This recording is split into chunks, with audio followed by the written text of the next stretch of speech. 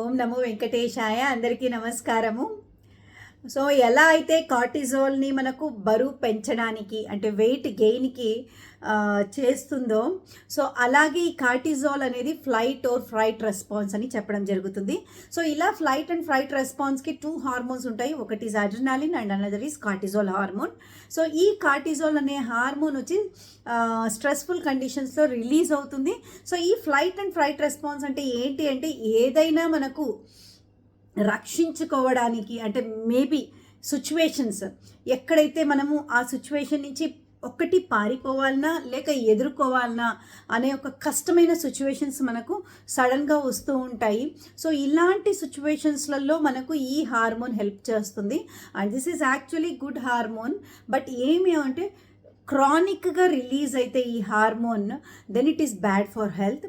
So ఎందుకు అని అంటే, యాక్చువల్లీ ఈ హార్మోన్ బ్రెయిన్లో రిలీజ్ అవ్వాలి అని అంటే గ్లూకోజ్ ప్రొడక్షన్ పెరగాలన్నమాట బాడీలో.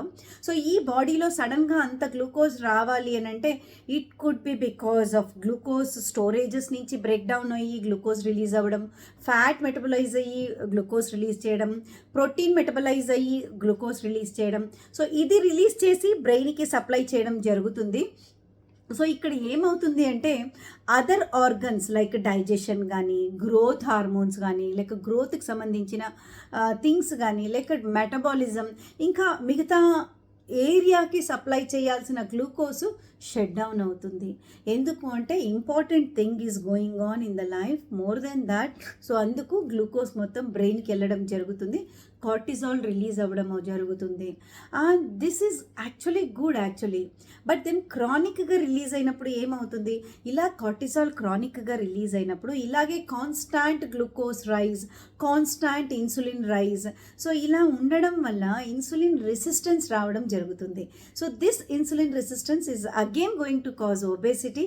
సో ఆ రోలర్ కోస్టర్ అనేది మనం తెలుసుకున్నాం లాస్ట్ వీడియోలో, అండ్ ఇంతకుముందు చాలా వీడియోలలో నేను roller coaster part of insulin and study pace raise in insulin అనే దాని గురించి తెలుసుకున్నాము. సో ఈ రోలర్ కోస్టర్ ఉన్న ఇన్సులిన్ వల్ల మనకు ఇన్సులిన్ రెసిస్టెన్స్ రావడం జరుగుతుంది, అండ్ దీనివల్ల మనకు ఒబేసిటీ రావడం జరుగుతుంది. అండ్ ఇదొక్కటే కాదు, మనకు స్లీప్ డిస్టర్బెన్సెస్ వస్తుంది.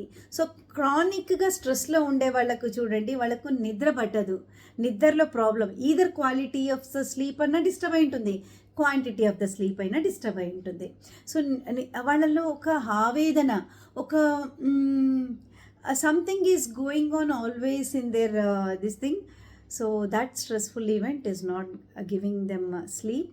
సో స్లీప్ డిస్టర్బెన్సెస్ కూడా అవుతుంది. And sleep is very important pillar, చాలా ఇంపార్టెంట్ పిల్లర్ మనకు స్లీప్ అనేది.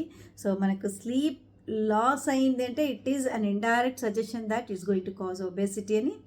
So indirectly cortisol is going to cause obesity and sleep disturbances. So these are the reasons behind that. మనము వచ్చే వీడియోలో ఎలా ఈ స్లీప్ని డిస్టర్బ్ చేస్తుంది కార్టిజాల్ అనేది and how important is the sleep అనే దాని గురించి తెలుసుకుందాము.